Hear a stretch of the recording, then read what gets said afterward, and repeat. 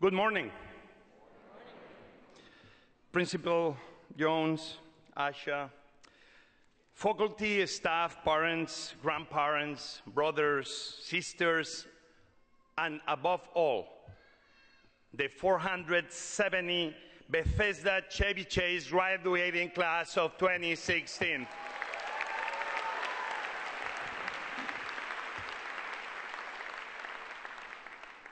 My name is José Andrés, and I am a cook.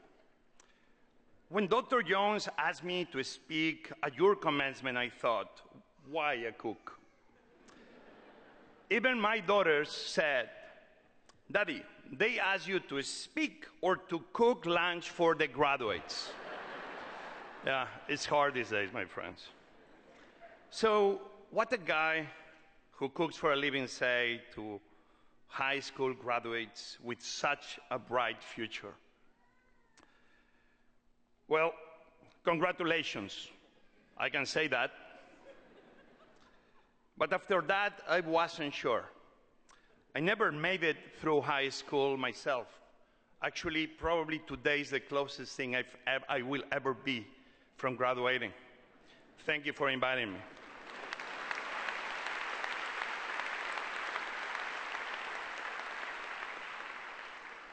After I dropped out, I went to cooking school.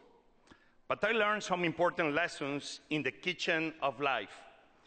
And I decided I wanted to share one of those lessons with you. I want to tell you a secret. I've learned about happiness. It worked for me.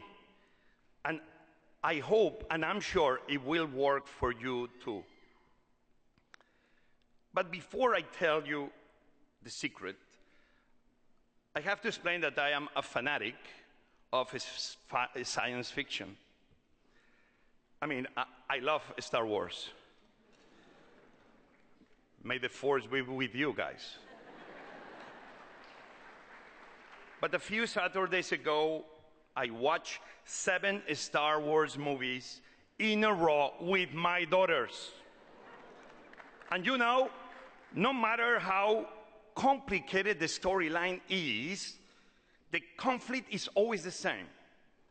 Darth Vader versus Luke Skywalker, the dark side versus light. But this conflict is not fiction to me. It's real. But I give it a different name. The history of this country and the world is a tale of the conflict between two forces, the forces of inclusion and the forces of exclusion.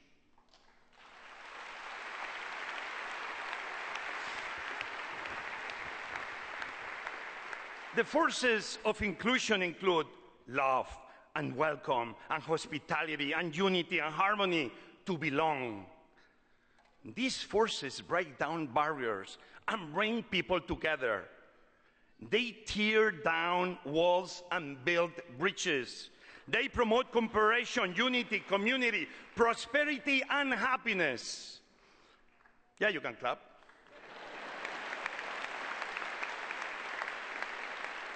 But, my friends, the forces of exclusion include hatred, envy, anger, suspicion, division. These forces build barriers, borders, barricades. They put up walls and tear down bridges. They promote conflict, inequality, violence, dislocation, and war. These two forces change people. If you are in a hall like this one, or watching a speech on TV news these days, even if you cannot hear, or in my case, understand the words, you can tell the kind of a speech by the emotions in the hall. If the people are tense and angry, they are hearing a speech of exclusion. If people are open and happy, they are hearing a speech of inclusion.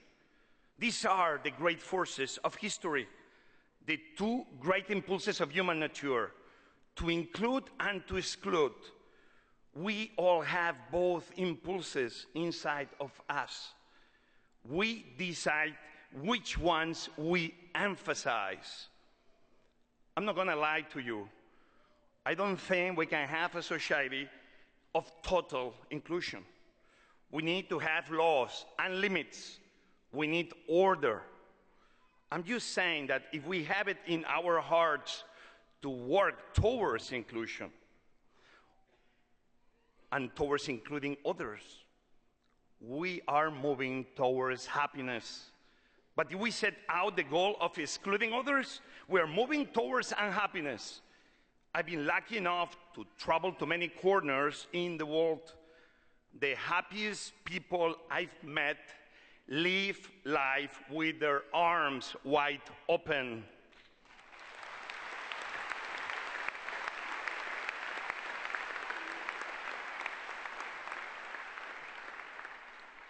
And I try to be that person.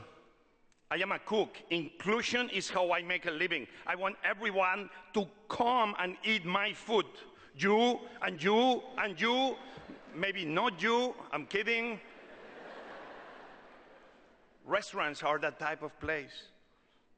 Every good chef knows that what we are selling is not only food, but also the feeling that comes with the food. I want all my guests to feel happy, to feel welcome, to feel included, to feel at home, to feel that they belong. I'm just trying to include more people, and in return, I gain new knowledge and experiences and open the door to new opportunities. After I came to Washington and I opened my first restaurant, I realized I was feeding the few, but I wanted to feed the many. So I began working as a volunteer at DC Central Kitchen, where I wasn't a chef. I was a potato peeler, working with homeless and ex-convicts. And in the process, we were feeding thousands of hungry people a day. Without realizing, I was learning how to include more people. About 6 years ago, I was in the Cayman Islands vacationing with my wife Patricia and my daughters, and a massive earthquake hit Haiti, killing more than 200,000 people and leaving more than 1 million homeless. As we enjoyed our food and wine, we were looking television and we were saying, man, take a look what's happening. A voice inside me said, Jose, you can do something there. So I flew to Haiti with no plans, only hope and willingness to help. I've been down to Haiti almost 20 times. We've brought clean cook stoves that improves people's health, increases time for education, especially young girls. We are able to fight deforestation. We built a bakery that feeds the same children, sells its produce and sends its profits back to the orphanage. Now World Central Kitchen is doing the same, Dominican Republic and many other countries around the world.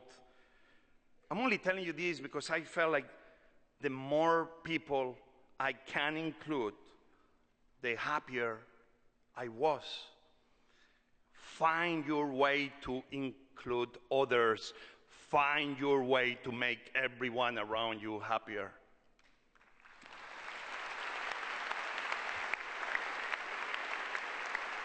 But I'm going to tell you the truth. Inside me, really, it's not like I'm doing anything special. I'm only sharing the gift I was given. I've been able to include others because, my friends, America included me from the very beginning. I'm only paying back a bit.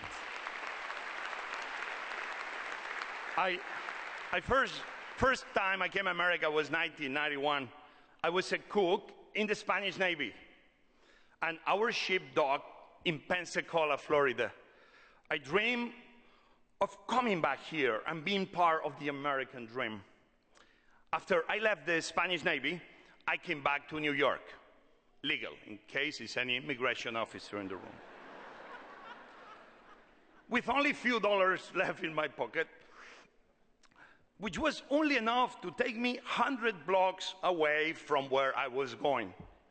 I got out of the yellow taxi cab. I sat down on the sidewalk for a moment on a cold January night, watching the steam rise from the streets of New York. It was not a happy moment. But welcome to America, José. I became a cook in a Spanish restaurant. You know, it's not like a brilliant strategic move. It's the only thing I knew. But you know what was enough? Life always has a path for you. 2 Novembers ago, after 23 years in my new country, my wife was here with me. Thank you for coming.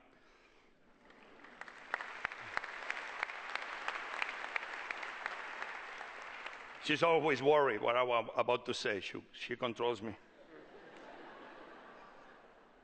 My wife and I, we became American citizens. We raised our hands.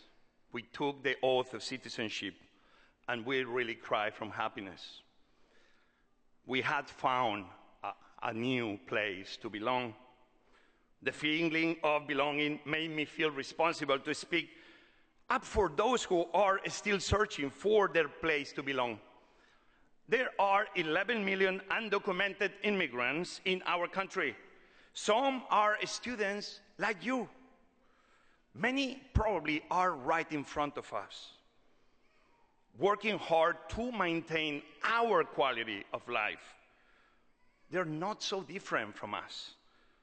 We are all immigrants at some point in our family past, trying to find a place to belong.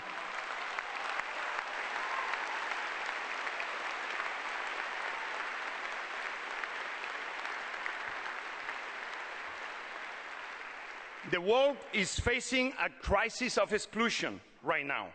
Millions of refugees trying to find a place to belong.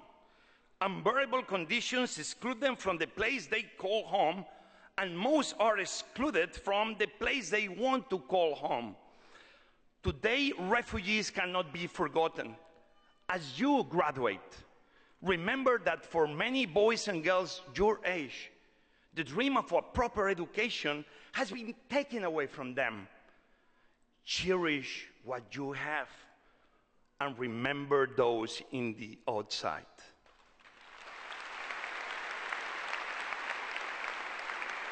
So,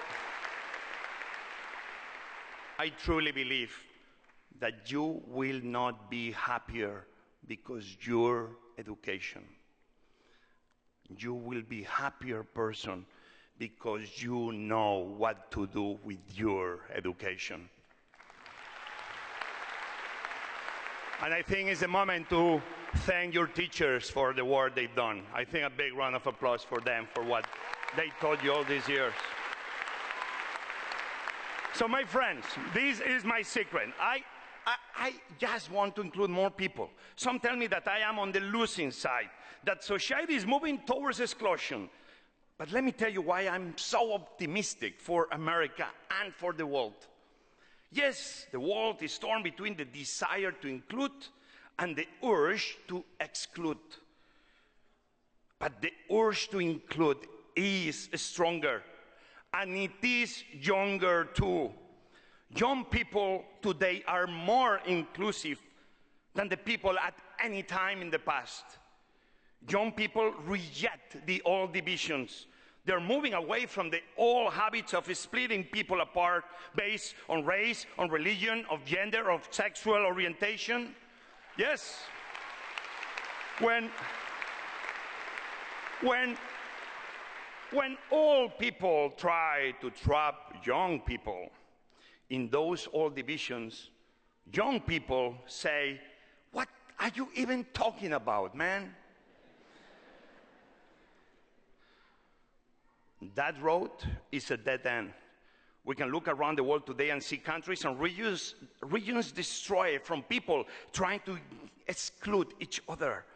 You can be and should be the generation committed to unity, to inclusion.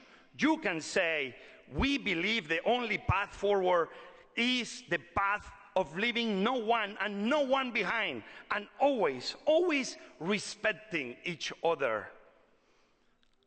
But this is especially important as you graduate from high school. The most important people to include can also be the hardest, because at times, let's admit it, they can be kind of so annoying.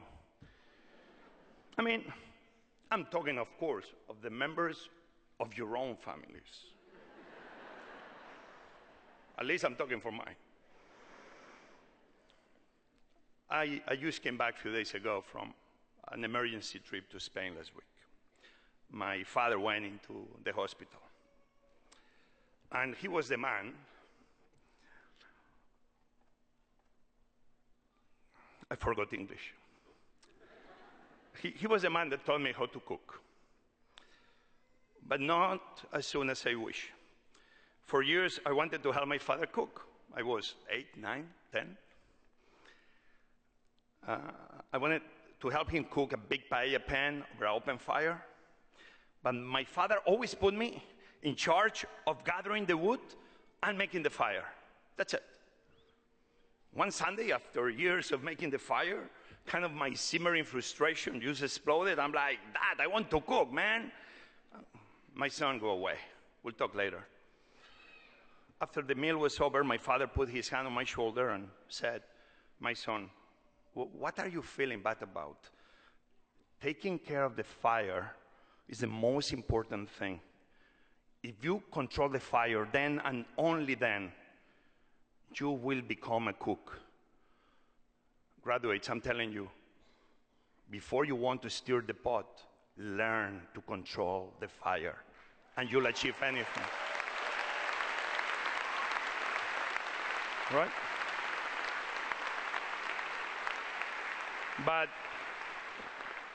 But he was always right. And in spite of all I learned from him and all I owe him, I never had a very easy relationship with my father or with my mother. I will call them once in a while. Maybe they'll come to our wedding. Sometimes I will make a quick, short visit. But not enough. My father and mother worked hard as a middle-class family in Spain to give my brothers and me food, home, education, family vacations. But I always felt I never showed enough appreciation. I left my home early, and I felt I was free. But I realized that my independence was not something I won. It was something my parents gave me. I became independent because they did a terrific job as a parent.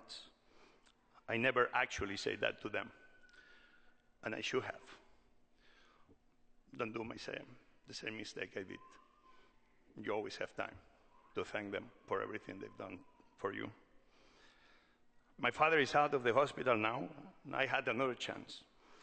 I just came back from visiting them in Barcelona, and I told my dad, Dad, I've been asked to give a speech to the graduates of an outstanding high school where I live. They're the same age I was when I left home. I had to think of what to say to them. I told them to include as many people in their lives as they can. But family comes first. I will be calling you more often. I will visit more. And these calls and visits, I think, are a gift to us, Dad.